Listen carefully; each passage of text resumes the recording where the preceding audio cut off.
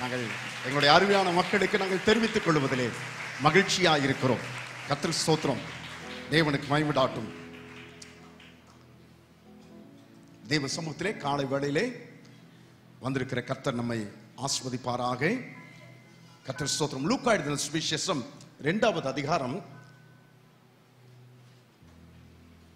லூக்கா எழுதின சுவிசேஷம் 2வது அதிகாரம் 8வது வசனம் முதற்கொண்டு 18வது வசனம் வரைக்கும் சத்தமாய் வாசிக்கலாம். 2வது அதிகாரம் 8 முதல் 18 வரைக்கும்.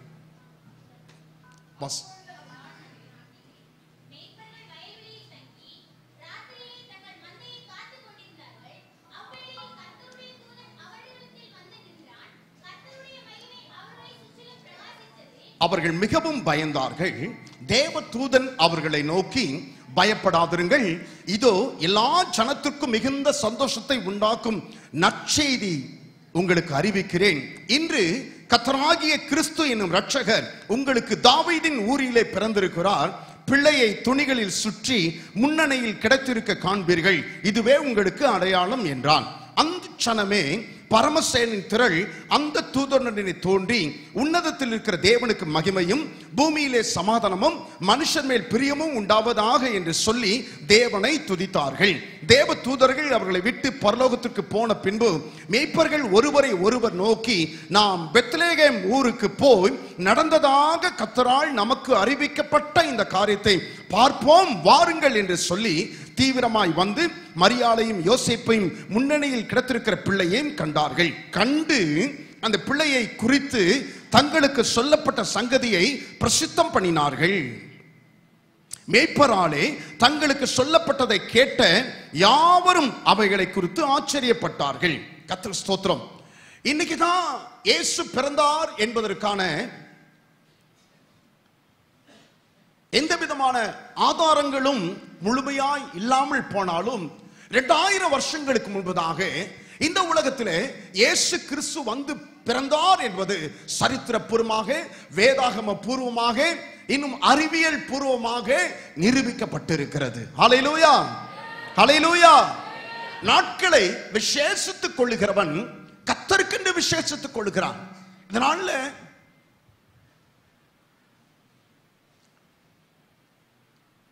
ஒரு விசேஷம், ஒரு கொண்டாட்டம், கர்த்தர் பேர்ல. கர்த்தர் வந்து நமக்காக இந்த உலகத்தில் பிறந்தார். அல்லேலூயா, அல்லேலூயா. கர்த்தர் ஸ்தோத்திரம். நமக்காக பிறந்தார். அவன் அந்த சந்தோஷத்தை தேவ பிள்ளைகள் எல்லாருமாய் ஒன்றாய் சபையாய் குடும்பமாய் நாம் அந்த சந்தோஷத்தை பகிர்ந்து கொள்ள கொண்டாடுபடியாய் கர்த்தர் நமக்கு அனுகிரகம் செய்திருக்கிறார். கர்த்தர் ஸ்தோத்திரம். இந்த காலை வேளையிலே உங்களோடு கூட சில வார்த்தைகளை நான் பகிர்ந்து கொள்ள விரும்புகிறேன். உங்களுக்கு இந்த வார்த்தைகள் நிச்சயமாகவே பிரயோஜனத்தை கொண்டு வரும் என்று சொல்லி கர்த்தருக்குள்ளாய் நான் நம்புகிறேன். மேய்ப்பர்கள் தங்கள் வழக்கத்தின்படியே ஒரு ராத்திரி அவர்கள் தங்கள் மந்தையை காத்து கொண்டிருந்த வேளையிலே பரலோகத்திலிருந்து தேவ தூதன் ஒருவன் அவர்கள் நடுவிலே தோன்றி, பயப்படாதீர்கள், இதோ எல்லா ஜனத்திற்கும் மிகுந்த சந்தோஷத்தை உண்டாக்கும் நற்செய்தியை உங்களுக்கு அறிவிக்கிறேன் என்று சொன்னான். அந்த வார்த்தையை சொல்லுங்க. பைபிளை பார்க்காம சொல்லுங்க. இதோ சொல்லுங்க. இதோ எல்லா ஜனத்துக்கும் நற்செய்தியை உங்களுக்கு அறிவிக்கிறேன். உங்களுக்கு ஒரு நற்செய்தியை அறிவிக்கிறேன் என்று சொல்லவில்லை. நன்றாய் கவனிங்கள். உங்களுக்கு ஒரு நற்செய்தியை அறிவிக்கிறேன் என்று சொல்லவில்லை. மாறாக எல்லா ஜனத்திற்கும் மிகுந்த உங்களுக்கு சந்தோஷம் உண்டாக ஒரு நற்செய்தியை அறிவிக்கிறேன் என்று சொல்லவில்லை. மாறாக எல்லா ஜனத்திற்கும் மிகுந்த சந்தோஷத்தை உண்டாக்கும் நற்செய்தியை. அப்ப எல்லா ஜனம்னா என்ன அர்த்தம்? எல்லா தேசத்தில் உள்ள ஜனங்கள், எல்லா கோத்திரத்தில் உள்ள ஜனங்கள், எல்லா ஜாதிகளிலும் உள்ள ஜனங்கள், கருப்பர்கள், வெள்ளையர்கள், மஞ்சள் நிறமுள்ள மங்கோலியர்கள், கர்த்தர் ஸ்தோத்திரம், எல்லா நிறமுள்ள ஜனங்கள். அப்ப எல்லா ஜனம் சொன்னா பட்டணத்தில் உள்ள ஜனங்கள், கிராமத்தில் உள்ள ஜனங்கள், நகரத்தில் உள்ள ஜனங்கள், வயதானவர்கள், வாலிபர்கள், பிள்ளைகள், எல்லா ஜனத்திற்கும் இது மிகுந்த சந்தோஷத்தை கொடுக்கிற நற்செய்தி. கரங்களை தட்டி கர்த்தருக்கு மகிமை செலுத்துவோமா? உலகத்துல ரொம்ப நாளா இந்த தம்பதியருக்கு விஜயகுமார் ஷீபாவுக்கு ஆசை. ஆம்பளை பிள்ளை பார்த்தாச்சு, ஆம்பளை பையனோட சேட்டைகளை பார்த்தாச்சு. ஆம்பளை பையங்க சேட்டை பண்றாங்களே, எல்லாம் உட்கார்ந்துருக்கிற ஆட்கள்லாம் சாதாரண ஆட்கள் நினைச்சுக்கிறீங்களா? ஆம்பளை பசங்க பண்ற சேட்டையை பார்த்தோன்னே பெற்றோருக்கு ஒரு ஆசை வரும். என்ன தெரியுமா? அமைதியா இருக்கிற ஒரு பொம்பளை பிள்ளை இருந்தா நல்லா இருக்குமே. அமைதியா இருக்கிற பொம்பளை பிள்ளைய பார்த்தோன்னே பெற்றோருக்கு என்ன தெரியுமா இருக்கும்? துரு துரு துருன்னு ஒரு பிள்ளை, ஆம்பளை பிள்ளை இருந்தா எப்படி இருக்கும்? எடுக்காதனா எடுப்பான், வைக்காதனா வைப்பான். பின்னாடியே சில வீடு, எங்க வீட்டுக்கு சில பெற்றோர் வந்தாங்கன்னா அவங்க பின்னாடியே நாங்கள் இது வேணும், இது வேண்டாம், அது எனக்கு இதுதான் வேணுமா, எனக்கு இதுதான் வேணும். ஒரு பிளாஸ்டிக்ல இருக்கிற தக்காளி எடுத்துக்கிட்டு எனக்கு இதுதான் வேணும். இதை விட நல்ல தக்காளி கொடுக்குறேன்டான்னு ஒரிஜினல் தக்காளியை கொடுத்தா எனக்கு அது வேணாம், இதுதான் வேணுமா. ரொம்ப நாள் கழிச்சு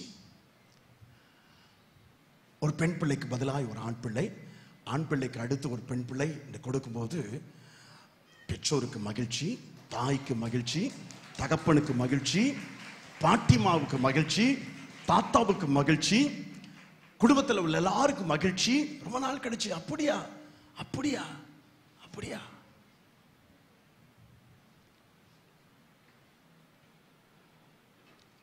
நண்பர்கள் வட்டாரங்களில் மகிழ்ச்சி.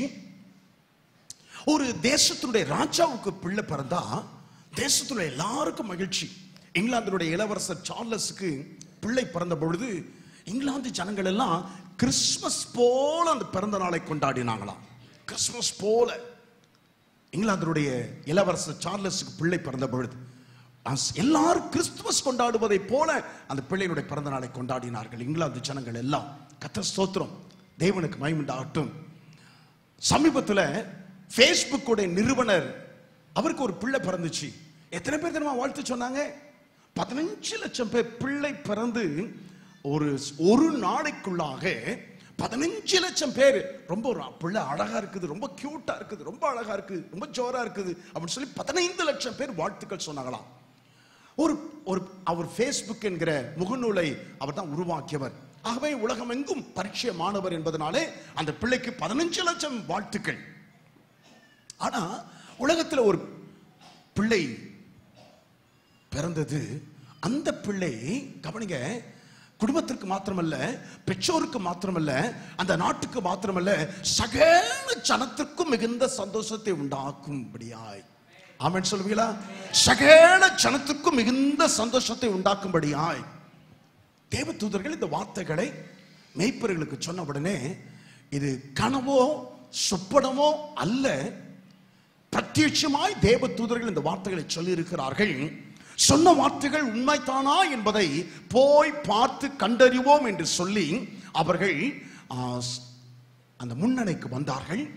முன்னணியிலே கிடத்தப்பட்டிருந்த அந்த பிள்ளை இயேசுவை அவர்கள் கண்டார்கள். கர்த்தர் ஸ்தோத்திரம். அவர்கள் கேட்டார்கள். கவனிங்க, அவங்க தேவதூதர்கள் சொன்னதை கேட்டார்கள். கேட்ட உடனே அவர்கள் கர்த்தர் பிறந்து விட்டார் என்று பிரசித்தம் பண்ணவில்லை. கேட்டார்கள். தேவதூதர்கள் சொன்னதை கேட்டார்கள். கேட்டவர்கள் வந்து நேரிலே கண்டார்கள். போய் அவர்கள் கண்டார்கள். வேதம் சொல்கிறது கண்டு பிரசித்தம் பண்ணினார்கள். கண்டு புறப்பட்டு போய் பிரசித்தம் பண்ணினார்கள்.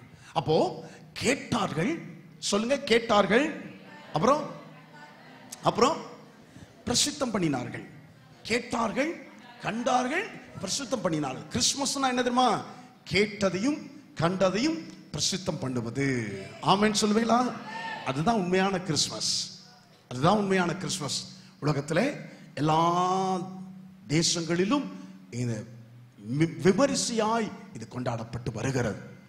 இன்னைக்கு சில சபைகளிலே பந்தல் வெளியே போடுறதுக்கு காரணம் என்னன்னு சொன்னா, அது வரைக்கும் வராதவங்க, வருஷத்துல ஒரு வாரம் கூட சபைக்கு வந்து எட்டி பார்க்காதவர்கள் எல்லாம் இந்த நாள்ல சபைக்கு வந்து அவர்கள் ஆஜராகி விடுவார்கள். ஆகவே தான் இடம் பத்தவில்லை என்பதற்காக பந்தல் போட்டு டியூப் லைட் கட்டி பந்தலுக்கு வெளியே சேர் போட்டு கர்த்தர் ஸ்தோத்திரம். நான் என்ன சொல்லுகிறேன்னு சொன்னா, கிறிஸ்துவ ஜீவியம் என்பது, கவனிங்கள், கிறிஸ்துவ ஜீவியம் என்பது கேள்வி அறிவு மாத்திரமல்ல, கர்த்தராகிய இயேசு கிறிஸ்துவை குறித்து கேட்பது மாத்திரமல்ல, கேட்பதும் காண்பதுமான ஒரு ஜீவியம்.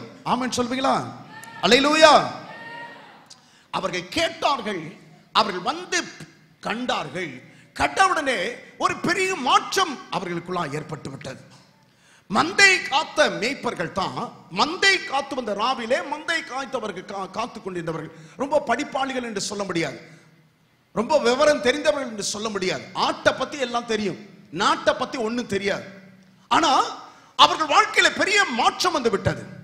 ஒரு ஆடு மேய்த்த அந்த மேய்ப்பர்கள் இயேசுவை வந்து பார்த்த உடனே மற்ற ஜனங்களுக்கு, அறிவாளிகள் மத்தியிலே, படிப்பாளிகள் மத்தியிலே, விவரம் தெரிந்தவர்கள் மத்தியிலே போய் காரியங்களை சொல்லத்தக்கதாய் அவருடைய வாழ்க்கையில ஒரு மாற்றம்.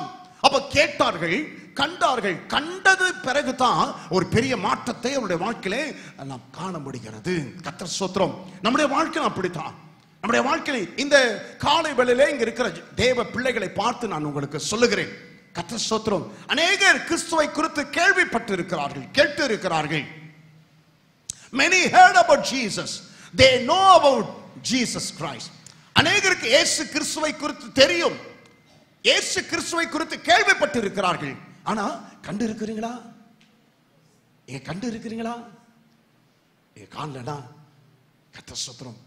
இந்த கிறிஸ்துமஸ் உங்களுக்கு ஒரு அர்த்தம் உள்ள கிறிஸ்துமஸாய் மாறுவதாக. ஆமென் சொல்வீங்களா? நீங்க கண்டது எப்படி உங்களுக்கு, நீங்க கண்டு இருக்கிறீங்கன்னு எதை வைத்து சொல்லலாம்னு சொன்னா, உங்க வாழ்க்கையில கர்த்தர் ஸ்தோத்திரம் இயேசுவை ஏற்றுக்கொண்டதினால் ஒரு மாற்றம் உண்டாகவில்லையானால் நீங்க கேட்ட கிறிஸ்தவர்களாக தான் இருக்கிறீங்களா ஒழிய கண்ட கிறிஸ்தவர்களாய் மாறவில்லை என்று சொல்லி அர்த்தம். கேட்டு இருக்கிறீங்க, உங்களுக்கு இயேசுவை பற்றி தெரியும், கிறிஸ்துவ குடும்பத்தில் பிறந்ததுனால இயேசுவை குறித்து கேள்விப்பட்டிருக்கலாம், சபைக்கு வருவதனாலே இயேசு கிறிஸ்துவை குறித்து கேள்விப்பட்டிருக்கலாம். ஆனா உங்க வாழ்க்கையில ஒரு மாற்றமும் இல்லாம அதே நிலவை இயேசு கிறிஸ்துவை ஏற்றுக்கொள்வதற்கு முன்பதாக கர்த்தர் ஸ்தோத்திரம், அல்லது உலகத்தில் வாழ்கிற மற்ற இயேசுவை அறியாத, தேவனை ஏற்றுக்கொள்ளாத, தேவனை அறிந்திராத மக்கள் எப்படி வாழ்கிறாளோ அதே வாழ்க்கை உங்களிடத்தில் எந்தவித மாற்றமும் இல்லாத ஒரு வாழ்க்கை காணப்படுமையானால் நீங்கள் இன்னும் கர்த்தரை காண வேண்டிய விதத்தில் நீங்கள் காணவில்லை என்று சொல்லி நான் உங்களுக்கு சொல்லுவேன். காணவில்லை என்று நான் உங்களுக்கு சொல்லுகிறேன். கர்த்தர் ஸ்தோத்திரம். மேய்ப்பர்கள் மந்தையை காத்துக் கொண்டிருந்த அந்த நேரத்தில் தேவதூதன் வந்து சொன்னான், பயப்படாதீர்கள், சகல ஜனத்திற்கும் மிகுந்த சந்தோஷத்தை உண்டாக்கும் நற்செய்தி நான் இன்றைக்கு உங்களுக்கு அறிவிக்கிறேன். என்னவென்றால், கர்த்தராகிய இயேசு கிறிஸ்து என்னும் இரட்சகர் உங்களுக்காக தாவீதின் ஊரிலே பிறந்திருக்கிறார். அல்லேலூயா. ஆமா, கர்த்தராகிய இயேசு கிறிஸ்து என்னும், சொல்லுங்க, என்னும், சத்தமா சொல்ல, என்னும், என்ன சகோதரர் சொல்லுங்க, என்னும் இரட்சகர் உங்களுக்காக தாவீதின் ஊரிலே பிறந்திருக்கிறார். மேய்ப்பர்கள் இயேசுவை எப்படி பார்த்தாங்க தெரியுங்களா? எப்படி பார்த்தாங்க தெரியுமா? இரட்சகராக கண்டார்கள். மேய்ப்பர்கள் இயேசுவை இரட்சகராக கண்டார்கள். இரட்சகர்னா என்ன அர்த்தம்? இரட்சகர் எப்படிப்பட்டவர்? மத்தேயு சுவிசேஷத்திலே 1வது அதிகாரத்திலே 21வது வசனத்தை வாசித்து பாருங்கள். மத்தேயு சுவிசேஷம், இயேசு என்று பெயரிடுவாயாக, ஏனெனில் அவர் தமது ஜனங்களின் பாவங்களை நீக்கி. எப்படிப்பட்ட இரட்சகர்? தமது ஜனங்களுடைய பாவங்களை நீக்கி. சொல்லுங்கள் எல்லாரும், தமது ஜனங்களுடைய, மைக்க கொடுங்க, பாவங்களை நீக்கி அவர்களை ரட்சிப்பார். எப்படிப்பட்ட இரட்சகர்? பாவங்களை நீக்கி ரட்சிக்கிறவர். கரங்களை தட்டி கர்த்தருக்கு மகிமை செலுத்துவோமா? பாவங்களை நீக்கி ரட்சிக்கிறவர், பாவங்களை நீக்கி ரட்சிக்கிறவர். இயேசு எதற்காக உலகத்திற்கு வந்தார் என்று 1 தீமோத்தேயு 1வது அதிகாரம் 15வது வசனம் சொல்லுகிறது. கிறிஸ்து ஏன் வந்தாராம்? பாவிகளை ரட்சிக்க கிறிஸ்து இயேசு உலகத்திற்கு வந்தார் என்கிற வார்த்தை உண்மையும் எல்லா அங்கீகரிப்புக்கும் பாத்திரமாய் இருக்கிறது. ஆமென் சொல்லுவீங்களா? எதற்கு உலகத்திற்கு வந்தார்? சொல்லுங்க, எதற்கு உலகத்திற்கு வந்தார்? பாவிகளை ரட்சிக்க கிறிஸ்து இயேசு உலகத்திற்கு வந்தார். எதற்கு உலகத்திற்கு வந்தார்? சொல்லுங்கள். பாவிகளை ரட்சிக்க கிறிஸ்து இயேசு உலகத்திற்கு வந்தார். நம்ம எல்லாரும் பாவம் செய்து தேவ மகிமை அற்றவர்களானோம் என்று வேதம் சொல்கிறது. நம்ம எல்லாரும் பாவம் செய்து தேவ மகிமை அற்றவர்களானோம். கர்த்தர் ஸ்தோத்திரம். நோவாவின் நாட்களிலே கர்த்தர் மனுக்குலத்தை பார்த்தார், உலகத்தை பார்த்தார். எல்லாரும் அக்கிரமும் அநியாயமும் பாவமும் அருவருப்பானவைகளை செய்து ஜனங்கள் வாழ்ந்து கொண்டிருந்தார்கள். தேவன் மனஸ்தாபப்பட்டார். அதை பார்த்து தேவன் மனஸ்தாபப்பட்டார். அந்த ஜனங்களுக்கு மத்தியிலே நோவா மாத்திரம் நீதிமானாய் இருப்பதை பார்த்து அவனை மாத்திரம், அவன் குடும்பத்தை மாத்திரம் பிரிச்சுட்டு இது எல்லாரையும் அருவருப்பாய் அக்கிரமும் பாவமும் செய்த ஜனங்களை, ஜலப்பிரளயத்தை, வானத்திலிருந்து தண்ணீரை ஊற்றி பூமியின் ஆழத்திலிருந்து தண்ணீரை புறப்பட செய்து ஜலப்பிரளயத்தினாலே இந்த உலகத்தை கர்த்தர் அழித்தார். இந்த உலகத்தை அழித்தார். பின்னொரு நாட்களிலே சோதோம் குமாரா என்கிற பட்டணத்தின் ஜனங்கள் மிகவும் நோவாவின் காலத்தை இருந்ததை எப்படியோ அப்படியே கர்த்தர் மனஸ்தாபப்பட வருத்தம் கொள்ளத்தக்கதாய் ஜனங்கள் கேடானவைகளை நடப்பித்து அக்கிரமமாய் நடந்து பாவ செயல்களிலே ஜனங்கள் ஈடுபட்டார்கள். அதிலே நீதிமானாய் கண்ட லோத்து என்கிற ஒரு மனிதனை கர்த்தர் பட்டணத்திற்கு வெளியே அனுப்பி வைத்து அந்த பட்டணத்தை கந்தகம், வானத்திலிருந்து கந்தகத்தை அனுப்பி, அக்கினியை அனுப்பி அந்த பட்டணத்தை தீ கொளுத்தி போட்டார்.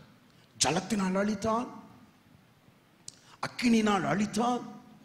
ஆனா 2000 வருஷங்களுக்கு முன்பதாக அதே மனுக்குலம், அதே ஜனங்கள், நம்முடைய முற்பிதாக்கள் அதே வண்ணமாய் கர்த்தருக்கு பிரியமில்லாத காரியங்களை செய்து அருவருப்பானவர்களை நடப்பித்து அக்கிரமமானவர்களை துணிகரமாய் செய்து பாவ வழிகளில் நடந்ததை பார்த்த பொழுது கர்த்தர் ஸ்தோத்திரம். கவனிங்க, வேதம் சொல்கிறது எல்லாரும் பாவம் செய்து தேவ மகிமை அற்றவர்கள் ஆனவும் நீதிமான் இல்லை, ஒருவனாகிலும் இல்லை. நீதிமான் இல்லை, ஒருவனாகிலும் இல்லை. ஒருத்தர் கூட நீதிமான் இல்லையா பாருங்க, ஒருத்தர் கூட நீதிமான் இல்லை. அப்ப என்ன நடந்திருக்க வேண்டும்? வானத்திலிருந்து முன்பு ஜலத்தை அனுப்பினது போல, வானத்திலிருந்து முன்பு அக்கினியை அனுப்பினது போல, இப்பொழுது ஒருவனாயிலும், அன்னைக்காயிலும் ஒரு நோவா இருந்தார், அன்னைக்காயிலும் ஒரு லோத்து இருந்தார், இன்றைக்கு ஒருவனாயிலும் இல்லை.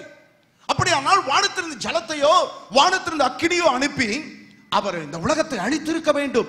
பதிலாக தேவன் இந்த உலகத்தை நேசித்தபடினால் வானத்திலிருந்து ஜலத்தை அல்ல, வானத்திலிருந்து அக்கினி அல்ல, தம்முடைய ஒரே பேரான குமாரனாக இயேசுவை இந்த உலகத்திற்கு அனுப்பி ஜலத்தை அனுப்புவதற்கு பதிலாக, அக்கினியை அனுப்புவதற்கு பதிலாக தம்முடைய குமாரனை இந்த உலகத்திற்கு அனுப்பி, ஆமென் சொல்லுவீங்களா?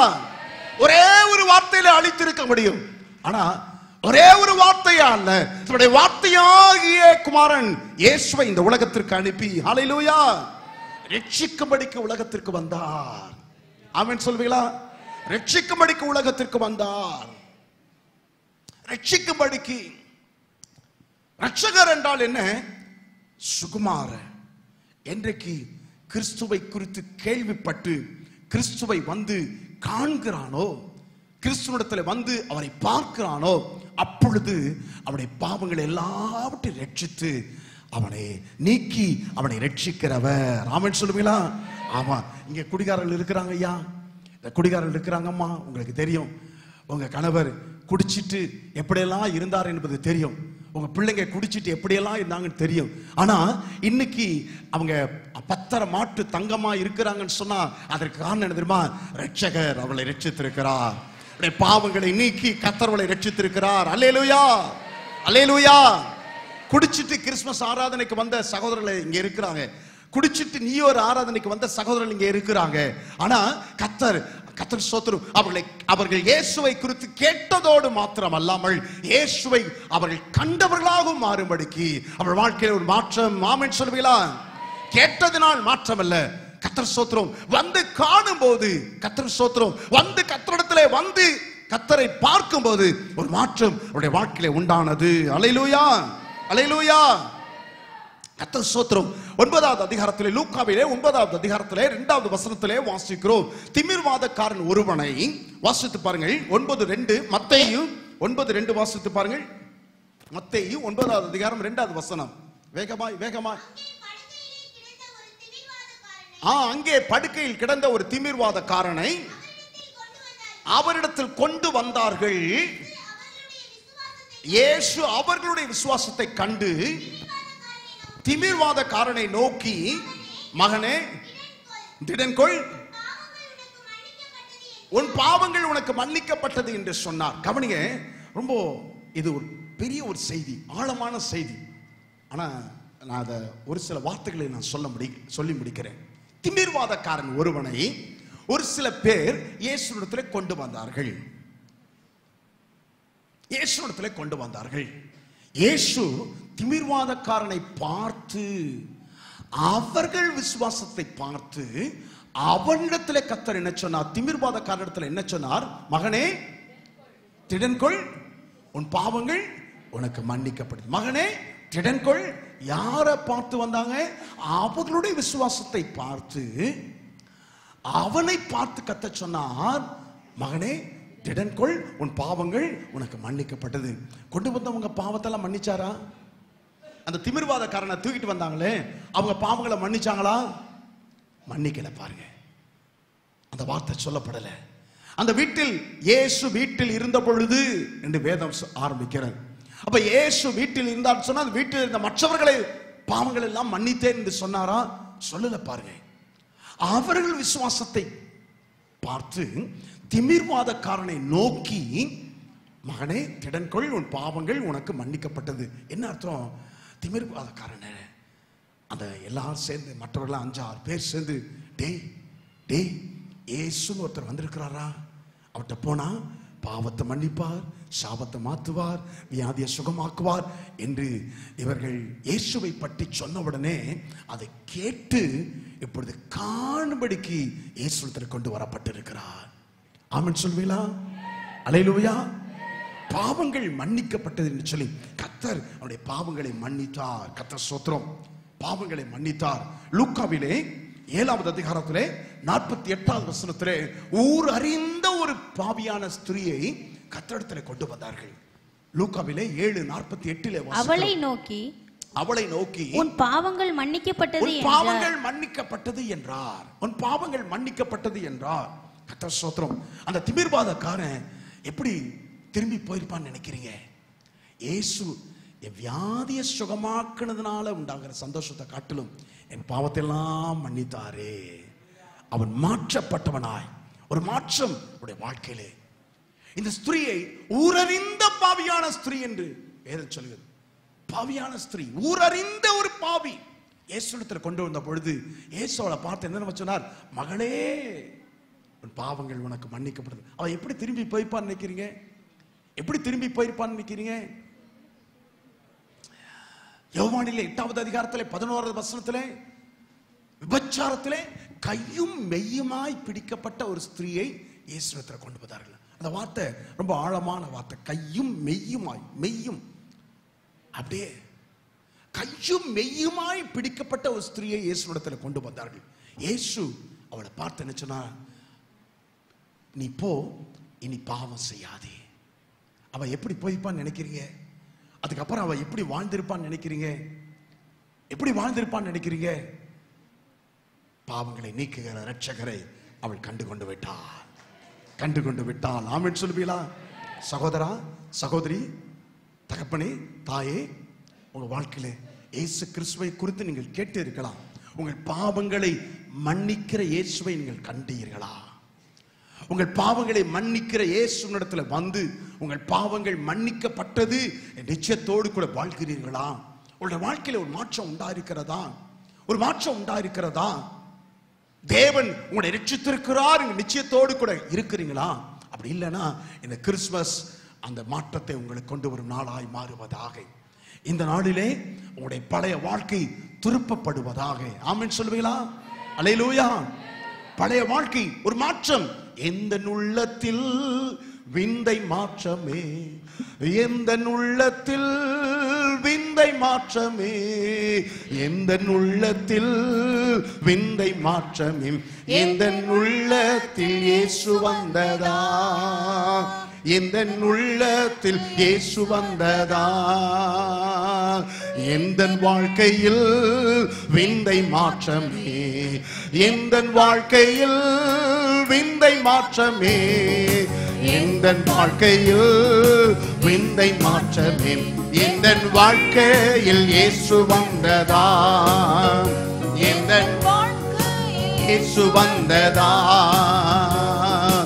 எந்த நடக்கையில் விந்தை மாற்றமே, எந்த நடக்கையில் விந்தை மாற்றமே, எந்த நடக்கையில் விந்தை மாற்றமே, எந்த நடக்கையில் இயேசு வந்ததா, எந்த நடக்கையில் இயேசு வந்ததா.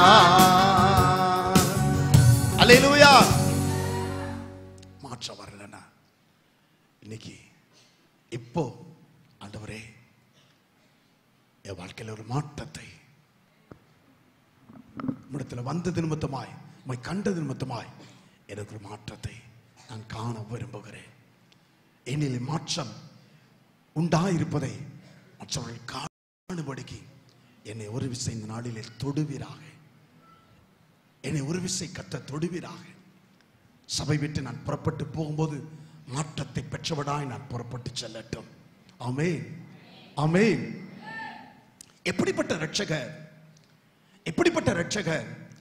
அவர் தமது ஜனங்களுடைய பாவங்களை நீக்கி அவர்களை ரட்சிக்கிறவர். அவர் தமது ஜனங்களுடைய பாவங்களை நீக்கி அவர்களை ரட்சிக்கிறவர். எப்படிப்பட்ட இரட்சகர்! எரேமியாவின் புத்தகம் 14வது அதிகாரம் 8வது வசனத்தை வாசிக்க. எரேமியா 14:8. இஸ்ரவேலின் நம்பிக்கையே, இஸ்ரவேலின் நம்பிக்கையே, ஆபத்து காலத்தில் அதன் இரட்சகரே, ஆபத்து காலத்தின் இரட்சகரே. எல்லாரும் சொல்லுங்கள், ஆபத்து காலத்தின் இரட்சகரே. கொஞ்சம் பின்னால இருக்கவங்களாம் சொல்லுங்களேன், ஆபத்து காலத்தின் இரட்சகரே. உங்களுக்கு ஒருத்தர் ஆதரவா இருக்கிறது என்று நீங்கள் நம்புவீர்கள். ஆனால் உங்களுக்கு உங்கள் நேசிக்கிற ஒரு நண்பர் உங்களுக்கு இருக்கிறார் என்று நீங்கள் நம்புவீர்களே, ஆனால் அது எப்படி அது உண்மை என்று தெரிய வரும்னு சொன்னா, உங்களுக்கு நேரிடும் ஆபத்து வேளைகளிலே, ஆபத்து நேரங்களிலே அவருடைய அணுகுமுறை எப்படி இருக்கிறதோ அதை வச்சுதான் உண்மையா உங்களுடைய நண்பர், உண்மையா உங்க மேல அக்கறை உள்ளவர், உண்மையா உங்களை நேசிக்கிற என்பதை நீங்கள் கண்டுகொள்ள முடியும். ஆமென் சொல்லுவீங்களா? ஆமா. உங்களுக்கு ஒரு ஆபத்து வரும்போது, உங்களுக்கு ஒரு நெருக்கம் வரும்போது, உங்களுக்கு ஒரு இக்கட்டு வரும்போது, உங்க ஃப்ரெண்டுன்னு சொல்லிட்டு இருக்கிறவரு அப்படியே சுவிட்ச் ஆஃப் பண்ணிட்டான்னு வச்சுங்க, தொடர்பு எல்லைக்கு வெளியே இருக்கிறான்னு சொல்லி வைத்துக் கொள்ளுங்க, அவரை நீங்க ஃப்ரெண்டு நீங்க நினைக்கவே முடியாது, சொல்லவே முடியாது. உங்களுக்கு ஒரு ஆபத்து வரும்போது, உங்களுக்கு ஒரு இக்கட்டு ஒரு நெருக்கம் வரும்போது அவரை கவனிங்க. அவர் உங்களுக்கு வந்து ஆறுதலாக, ஆதரவாக, ஒரு சகாயம் செய்கிறவராக இல்லாமல் போனால், அவர் உங்களை நேசிக்கிற ஒரு நண்பர், உங்கள் மேல் ஆதரவாக இருக்கிற ஒரு நண்பர் என்று சொல்ல முடியாது, சொல்ல முடியாது. ஆனா இயேசு கிறிஸ்து அவர் எப்படிப்பட்ட இரட்சகர் தெரியுமா? ஆபத்து காலத்தில் இரட்சகர், ஆபத்து காலத்தின் இரட்சகரே. ஆமென் சொல்லுவீங்களா? ஆபத்து காலத்துல உங்களோடு கூட கர்த்தர் இருக்கிறார் என்பதை காணத்தக்கதான ஒரு வாழ்க்கை கர்த்தர் உங்களுக்கு தர விரும்புகிறார். கேட்டவர்களாய் மாத்திரமல்ல, கர்த்தரை காண்கிறவர்களாய், உங்க ஆபத்து காலங்களிலே உங்களோடு கூட உங்களுக்கு ஆதரவாய், உங்களுக்கு இரட்சகராய் இருக்கிறேன் என்பதை நீங்கள் காணத்தக்கதாய். கர்த்தர் ஸ்தோத்திரம். அப்படி நீங்க பார்த்துட்டீங்கன்னா வாழ்க்கையில என்ன வந்தாலும் பயப்படவே மாட்டீங்க. ஆமென் சொல்வீங்களா? அல்லேலூயா. இன்னைக்கு சின்ன காரியத்துக்கும் விசுவாசிகள் துவண்டு போய் விடுகிறாங்க. இன்னைக்கு சின்ன காரியத்துக்கும் விசுவாசிகள் சோர்ந்து போய் விடுகிறாங்க. விசுவாசிகள் கலங்கி போய் விடுகிறாங்க. நடக்க போகாத சம்பவங்களை குறித்து அவர்கள் பயப்படுகிறாங்க.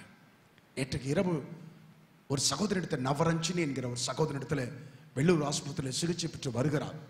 ஸ்தோத்திரம். அவருக்கு கேன்சர் என்று சொல்லப்பட்டது. ஜோமனோ இப்போ ஆபரேஷன் தேவையில்லைன்னு சொன்னாங்க. ஆனா அணுக்களின் எண்ணிக்கை ரொம்ப ரொம்ப ரொம்ப 11,000 தான் இருக்குது. 11,000 தான் இருக்கு. நேற்றுக்கு 24,000 தான் இருக்கு. 1,00,000 சிலர் அணுக்கள் வேணும். பயப்படுறாங்க. டாக்டர்ஸ் ரொம்ப நாள் உயிரோடு கூட இருக்க மாட்டேன். அவங்களுக்கு ஒரு பயம். உங்களை பார்த்து சொன்னேன், வசனத்தை அறிக்கை செய்ய சொன்னேன். நான் சாவாமல் பிழைத்திருந்து அவருடைய அதிசயங்களை சொல்லி வருவேன். ஒரு நாளைக்கு 10 முறை நீங்க சொல்லுங்க சிஸ்டர். நீங்க சாக மாட்டீங்க, நீங்க சாக மாட்டீங்க. நவரஞ்சினி என்கிற உங்க பேரை மாத்தி நவஜீவன் ரஞ்சனின்னு சொல்லி ஒரு புது பேரை நான் வைக்க விரும்புகிறேன்னு சொல்லி சொன்னேன். நவரஞ்சனி என்கிற பேரை மாத்தி நவஜீவன் ரஞ்சனி என்று சொல்லி ஒரு புது பேரை, சாவாமல் பிழைத்திருந்து கர்த்தருடைய அற்புதங்களை நான் சொல்லி வருவேன். நான் சொல்லி வருவேன். ஆபத்து காலத்திலே அவர் எனக்கு இரட்சகராய், இந்த இயேசு ஆபத்து காலங்களிலே உங்களுக்கு இரட்சகராய் இருக்கும்படிக்கு தான் இந்த உலகத்திலே அவர் மனிதனாய் வந்து பிறந்தார். கரங்களை தட்டி அந்த நல்ல தெய்வத்தை இந்த பகல் வேளையிலே கிறிஸ்துமஸ் செய்தி என்ன பாஸ்டர் என்ன செய்தி சொன்னார்? என்ன செய்தி சொன்னார்? பயப்படாதே. ஒவ்வொரு ஆபத்து வேளையிலும் நீ சந்திக்கிற ஒவ்வொரு இக்கட்டு வேளையிலும் நான் உன்னோடு கூட இருக்கிறேன்னு சொல்லி கர்த்தரை காண்பாய். அதுதான் இந்த கிறிஸ்துமஸ் செய்தி. ஆமென் சொல்லுவீங்களா? தைரியமாய் சொல்லுங்க. எந்த காலத்திலும் கர்த்தரை கைவிடவே மாட்டார். கர்த்தரை கைவிடவே மாட்டார். சொல்லுங்க, எந்த காலத்திலும். சத்தமா சொல்ல, எந்த காலத்திலும் எந்த சூழ்நிலையிலும் கர்த்தரை கைவிடவே மாட்டார். கர்த்தரை கைவிடவே மாட்டார். ஓ சகோதரா, மகளே, மகனே, கர்த்தர் உங்களை கைவிடவே மாட்டார். அதுதான் கிறிஸ்துமஸ் செய்தி. இக்கட்டு நாளிலே உங்களுக்கு இரட்சகராய் கர்த்தர் இருக்கிறார். அதை நீங்கள் காண்பீர்கள். ஆபத்து காலத்திலே, நெருக்கத்தின் வேளையிலே, சோதனையின் வேளையிலே கர்த்தர் உங்களுக்கு இரட்சகராய் இருப்பதை நீங்கள் காண்பீர்கள். கைவிடா தெய்வமே, கருணையின் சிகரமே, மெய்யான சகாயமே, என் வாழ்வின் இரட்சகரே. கைவிடா தெய்வமே, கருணை சிகரமே, மெய்யான சகாயமே, என் வாழ்வின் இரட்சகரே. கைவிடா தெய்வம் அவர். உங்களை கைவிட அவருக்கு மனசே வராது. உங்க நிக்கட்டு நேரத்துல, உங்க ஆபத்து நேரத்துல உங்களை விட்டு கொஞ்சமேனும் விலகி போக அவர் ஒரு நாளும் அவர் மனசு வராது. ஆபத்து காலத்தின் இரட்சகர், என் பாவங்களிலிருந்து என் பாவங்களை நீக்கி என்னை ரட்சிக்கிறவர் மாத்திரமல்ல, என் ஆபத்திலே எனக்கு இரட்சகராய். ஆமென் சொல்வீங்களா? ஆமென் சொல்வீங்களா? இயேசு கிறிஸ்து அந்த பிறந்த நாட்களிலே வானத்திலே ஒரு நட்சத்திரம் தோன்றியது. வால் நட்சத்திரத்தை எத்தனை பேர் பார்த்திருக்கீங்கன்னு தெரியாது. நானும் வால் நட்சத்திரத்தை பார்த்திருக்கேன். பாருங்க, வால் நட்சத்திரத்தை தொடர்ந்து டெய்லி எங்க அப்பா எங்களை கூப்பிட்டு பாருங்க பாருங்க பாருங்க வால் நட்சத்திரத்தை. எல்லாம் ஊரே வானத்தை பார்த்துக்கிட்டு இருக்கோம். அப்ப சொல்லுவாங்க, வால் நட்சத்திரம் பறந்துச்சுன்னா உலகத்துல எங்கோ ராஜா பிறந்திருக்காங்க, எங்கோ பெரிய ஆள் பிறந்திருக்கிறாங்க, எங்கோ ஒரு பெரிய ஒரு ஆள் பிறந்திருக்காங்க. இன்னைக்கு இந்த வால் நட்சத்திரம் தோண்டுகிற காலத்துல பிறக்கிறவங்க யாரோ ஒருத்தர் பெரிய ஆளா, உலகத்துல பெரிய ஆளா வரப்போகிறார் நாட்களில் சொல்லுவாங்க அந்த வால் நட்சத்திரத்தை பார்த்து. அதை போல 2000 வருஷங்களுக்கு முன்பதாய் ஒரு நட்சத்திரத்தை பார்த்து, வால் நட்சத்திரத்தை கண்டு கிழக்கிலிருந்து சாஸ்திரிகள் பிரயாணப்பட்டு புறப்பட்டு வந்தார்கள். ஆமென் சொல்வீங்களா? ரொம்ப ஆச்சரியம் பாருங்க. பெரிய சாஸ்திரிகள், பெரிய மேதாவிகள், படிப்பாளிகள் மத்தேயிலே 2வது அதிகாரத்திலே 2வது வசனத்தில் சொல்லப்பட்டிருக்கு. பெரிய சாஸ்திரிகள் அவர் கிழக்கிலே ஒரு நட்சத்திரத்தை கண்டு அவர்கள் பிரயாணப்பட்டு அவர்கள் வந்தாங்க. பழைய ஏற்பாட்டில் முதல் கேள்வி என்ன தெரியுமா? சொல்லுங்க பாப்போம். பழைய ஏற்பாட்டில் முதல் கேள்வி என்ன தெரியுமா?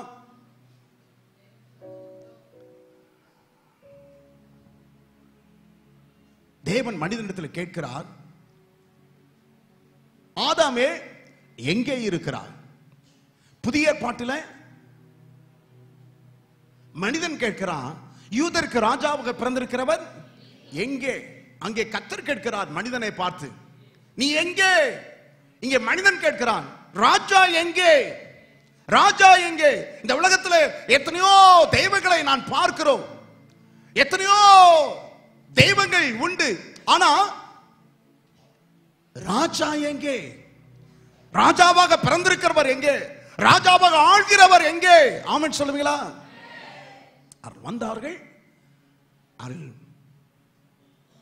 அந்த பிள்ளையையும் பிள்ளையினுடைய தாயையும் கண்டார்கள், பிள்ளையை பணிந்து கொண்டார்கள். ஆமென் சொல்லுவீங்களா? அவன் மரியாதை கிடையாது, மரியாதை இல்ல. பிள்ளையும் 2வது அதிகாரத்தில் வாசித்து பாருங்கள். 2வது அதிகாரம். அவர்கள் அந்த வீட்டுக்குள் பிரவேசித்து பிள்ளையையும் அதன் தாயாகிய மரியாளையும் கண்டு சாஷ்டாங்கமாய் விழுந்து அதை பணிந்து அவர்களை அல்ல, அதை பணிந்து கொண்டார்கள். பெரிய சாஸ்திரிகள், பச்சிளம் குழந்தைய இந்த பிள்ளை ஸ்டெஃபானி, அந்த பிள்ளைக்கு முன்னால அப்படியே போய் நீங்க எல்லாம் என்ன நினைப்பீங்க? என்ன பார்த்து, அவங்க அம்மாவை பார்த்து, அவங்க அப்பாவை பார்த்து, அவங்க பாட்டி ஆட்சியை பார்த்து சொன்னா பரவாயில்ல, அந்த பிள்ளையை பார்த்து அப்படியே பணிந்து கொண்டு அந்த பிள்ளைக்கு அப்படியே நான் காணிக்க கொடுக்குறேன்னா அது வாங்குமா, அது சிரிக்குமா, காட் பிளஸ் சொல்லுமா? பெரிய ஞானிகள் அந்த பிள்ளையை கண்டு அதை பணிந்து கொண்டார்கள். ஏன் தெரியுமா? மேய்ப்பர்கள் இரட்சகராக இயேசுவை கண்டார்கள், இந்த ஞானிகள் ராஜாவாக இந்த பிள்ளையை கண்டார்கள். கரங்களை தட்டி கர்த்தருக்கு மகிமை செலுத்துவோம். அவர்கள் மேய்ப்பராக கண்டார்கள், இவர்கள் ராஜாவாக இயேசுவை பார்த்தார்கள். ராஜாவுக்குள்ளார மேய்ப்பரை அவர்கள் கண்டார்கள் இயேசுவுக்குள்ளாக, இவர்களோ இயேசுவுக்குள்ளாக அந்த குழந்தைக்குள்ளாக அவர் ராஜாவை பார்த்தார்கள். ஆமென் சொல்லுவீங்களா? ஏன் பணிந்து கொண்டார்கள் தெரியுமா? ராஜாவை ஏன் பணிந்து கொண்டார்கள் தெரியுமா? அந்த பாலகனை ஏன் பணிந்து கொண்டார்கள் தெரியுமா? அவர் பிறப்பதற்கு முன்பதாகவே ஏசாயா தீர்க்கதரிசி அந்த பிள்ளையை பற்றி சொல்லுகிறார், இயேசுவை பற்றி தீர்க்கதரிசனமாய் சொல்லி இருக்கிறார். 9வது அதிகாரத்திலே, ஏசாயா 9வது அதிகாரத்திலே 6-7 வசனங்களை வாசித்து பாருங்கள். நமக்கு ஒரு பாலகன் பிறந்தார், நமக்கு ஒரு குமாரன் கொடுக்கப்பட்டார், கர்த்தத்துவம் அவர் தோளின் மேல் இருக்கும், அவர் நாமம் அதிசயமானவர், ஆலோசனை கர்த்தா, வல்லமையுள்ள தேவன், நித்திய பிதா, சமாதான பிரபு எனப்படும். தாவீதின் சிங்காசனத்தையும் அவனுடைய ராஜ்யத்தையும் அவர் திடப்படுத்தி அதை இது முதற்கொண்டு என்றென்றைக்கும் நியாயத்தினாலும் நீதியினாலும் நிலைப்படுத்தும்படிக்கு அவருடைய கர்த்தத்துவத்தின் பெருக்கத்துக்கும் அதன் சமாதானத்துக்கும் முடிவில்லை. கர்த்தத்துவத்தின் பெருக்கத்திற்கும் அதன் சமாதானத்திற்கும் முடிவிராது. மறுபடியும் சொல்லுகிறேன், அவருடைய கர்த்தத்துவத்திற்கும் அதனுடைய சமாதானத்திற்கும் முடிவிராது. கர்த்தத்துவத்திற்கும் கர்த்தத்துவத்தின் பெருக்கத்திற்கும் அதன் சமாதானத்திற்கும் முடிவிராது. 6வது வசனம் சொல்கிறது, கர்த்தத்துவம் அவர் தோளின் மேல் இருக்கும். எல்லாரும் சொல்லுங்க கர்த்தத்துவம், எல்லாரும் சொல்லுங்க கர்த்தத்துவம் அவர் தோளின் மீது இருக்கும். மறுபடியும் சொல்லுங்க, கர்த்தத்துவம் அவர் தோளின் மீது இருக்கும். Lordship will be upon his shoulders. அப்படின்னா அர்த்தம், ஆளுகை செய்கிறது அப்படி தோள்ல வச்சிருப்பாராம். அப்படின்னா என்ன அர்த்தம்? உங்களை நடத்துகிறத குறித்து, உங்களை ஆளுகை செய்கிறத குறித்து அவளை தோளிலே சுமந்து உங்களை நடத்துகிறவர். ஆமென் சொல்லுவீங்களா? தோளிலே உங்களுடைய ஆளுகை, உங்களை எப்படி நடத்த வேண்டும், உங்களை எப்படி ஆஸ்வதிக்க வேண்டும், உங்களை எப்படி பாதுகாக்க வேண்டும், அவர் தோளிலே வைத்திருக்கிறார். அவருடைய கர்த்தத்துவத்திற்கு முடிவிராது. நேற்றைக்கு நடத்தினார், இன்றைக்கு நடத்துவார், நாளைக்கு நடத்துவார். ஆமென் சொல்வீங்களா? நீங்கள் சிறுபிள்ளையா இந்த காலத்திலும் இயேசுவை ஏற்றுக்கொண்ட நாள் முதற்கொண்டு உங்களை நடத்துகிறவர். கர்த்தத்துவம் அவர் தோளில் இருக்கும். நீங்க திருமணம் ஆன பொழுதும் கர்த்தத்துவம் அவர் தோளில் இருக்கும். நீங்கள் பிள்ளைகளை பெற்று கர்த்தர் ஸ்தோத்திரம் பெற்றோராய் வாழும்போது கர்த்தருடைய கர்த்தத்துவம் உங்கள் தோளில் இருக்கும். அவருடைய கர்த்தத்துவத்திற்கும் அதனால் உண்டாகும் சமாதானத்திற்கும் முடிவீராது. ஆமென் சொல்வீங்களா? முடிவீராது, முடிவில்லாத சமாதானத்தை உங்களுக்கு தரும்படியாய் கர்த்தர் ஸ்தோத்திரம். குடும்பத்தெல்லாம் நீங்க தூக்கி சுமக்கிறீங்கன்னு நினைக்காதீங்க. உங்களெல்லாம் கர்த்தர் அவர் தோள்ல சுமந்திருக்கிறார். ஆமென் சொல்வீங்களா? ஆமா. நம்ம தமிழ்நாட்டில் இருக்கிறோம். தமிழ்நாட்டில் பிச்சைக்காரர்களா நம்மளை ஆக்கிட்டாங்க. பிச்சைக்காரர்களா, இலவச வேஷ்டிக்கு பட்டு புடவை கட்டிக்கிட்டு வரிசையில் நிற்கிற ஆட்கள்லாம் இருக்கிறாங்க. இலவச வேஷ்டிக்கு மனசார எனக்கு இலவசங்கள் வேண்டாம், வேஷ்டி எல்லாம் வேண்டாம், இந்த சேலம் வேண்டாம் அப்படின்னு சொல்றவங்க இருக்காங்கன்னு நினைக்கிறீங்களா? மனசார எனக்கு வேண்டாங்க, தயவுசெய்து வேண்டாம் எழுதி கொடுக்குறவங்க இருக்காங்களா? வாங்கி இட்லி அவிக்கிறதுக்கு வச்சுக்கலாம், துணி வச்சுக்கலாம், எதுக்காச்சும் ஒன்று வச்சுக்கலாம் பாருங்க, எதுக்காச்சும் ஒன்று பழைய எதுக்காச்சும் மனசார கிடையவே கிடையாது, கிடையவே கிடையாது. அது 1 லிட்டருக்கு 3/4 லிட்டரா ஊத்தினாலும் பல மணி நேரம் வரிசையில் நின்று வாங்கினா தான் நமக்கு திருப்தி. இல்லைன்னா எங்க அம்மாவுக்கு சில நேரத்தில் வரும் பாருங்க, அப்படியே ஆற்றாம, என்ன ரூஃபஸ் 30 தேதியாச்சு, இன்னும் இந்த மாசத்து ரேஷன் வாங்கலையே, இப்ப என்ன குறைஞ்சிட போறோம்? முடியாது முடியாது. ஆனா இங்கிலாந்து போன்ற தேசத்துலலாம் எப்படின்னா எதை பத்தியுமே கவலைப்பட மாட்டாங்க. பிள்ளைங்களை பெற்றுக்கிட்டே இருக்க வேண்டியதான், எல்லா பொறுப்பும் கவர்மெண்ட்டுக்கு தான். படிப்பா கவர்மெண்ட், வேலையா கவர்மெண்ட் வாங்கி தரணும், வாங்கி தர வரைக்கும் படிப்பு முடிச்சவங்களுக்கு சம்பளத்துல பாதி, அவங்க சம்பாதிக்கிறதுல பாதி கவர்மெண்ட் தந்துகிட்டு இருக்கும். வேலை அவங்க தான் தரணும். ஒரு வேலை வாங்கி தருவாங்க, அந்த வேலையை அவன் செய்யறானான்னு பார்ப்பாங்க. செய்யல அப்படின்னு சொன்னா அந்த வேலை பிடிக்கலன்னா ரைட், இன்னொரு வேலை மறுபடியும் இன்னொரு வேலை கவர்மெண்ட் தரும்.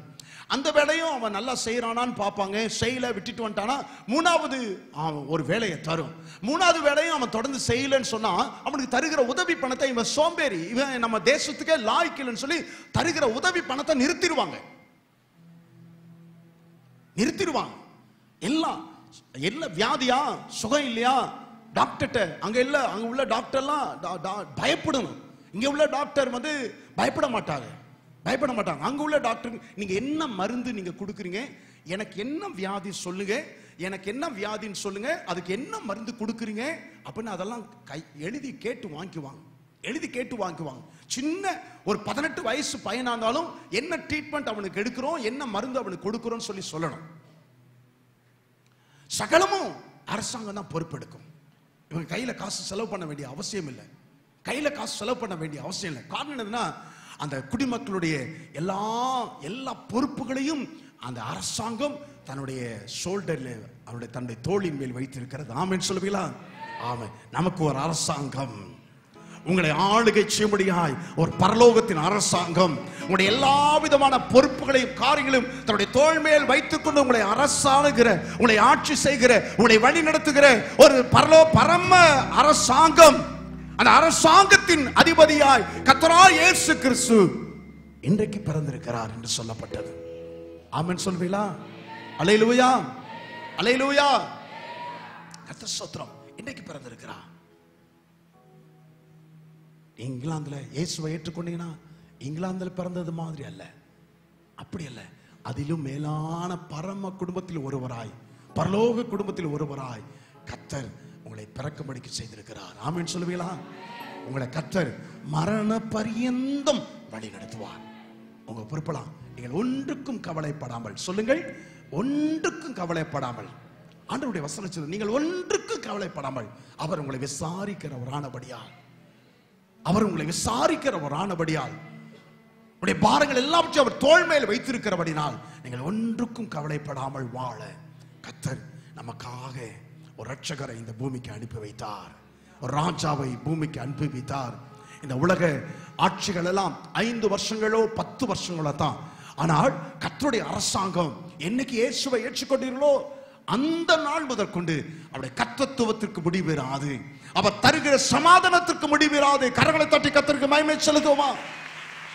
அவருடைய கர்த்தத்துவத்திற்கு முடிவிராது, ஆளுகைக்கு முடிவிராது, அதனால் உண்டாகிற சமாதானத்திற்கு முடிவிராது. நீங்க பயப்படாதீங்க. உங்க பிள்ளைங்களை குறித்து இருதயத்தின் ஆழத்தில் உங்களுக்கு இருக்கிற பயம் வேண்டாம்.